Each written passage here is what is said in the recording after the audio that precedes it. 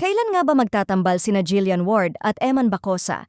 Ito ang tanong na hanggang ngayon ay hindi pa rin mawala sa isipan ng mga netizens na tila hindi na makapaghintay matapos ang unang beses na pagkikita ng dalawa.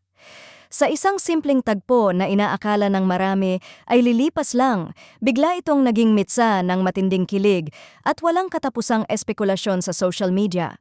Hanggang ngayon, marami pa rin ang nagsasabing hindi pa sila makamove on sa chemistry na kanilang nakita, even though isang beses pa lang naman talagang nagkikita sina Jillian at Eman.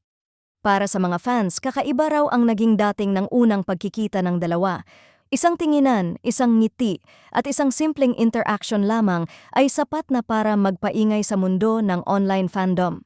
Marami ang nagsasabi na bihira ang ganitong klaseng chemistry, yung hindi kailangang ipilit o idirekta, kundi kusa na lang na nararamdaman ng mga nakakakita. Mas lalong naging usap-usapan ito dahil parehong may sariling ningning sina Jillian at Eman.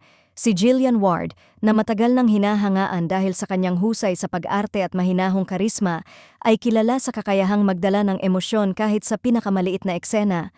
Samantalang si Eman Bacosa naman ay may presensyang tahimik ngunit malakas ang impact.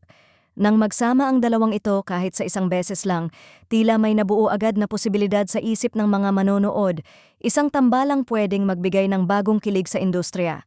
Hindi na rin napigilan ng netizens ang magpahayag ng kanilang pananabik, kaliwat kanan ng mga komento na humihiling na sana ay bigyan sila ng proyekto.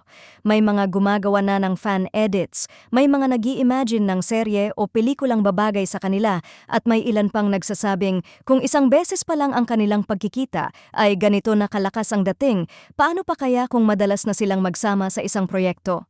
Para sa fans, malinaw ang sagot, tiyak na mas lalong lalakas ang kanilang appeal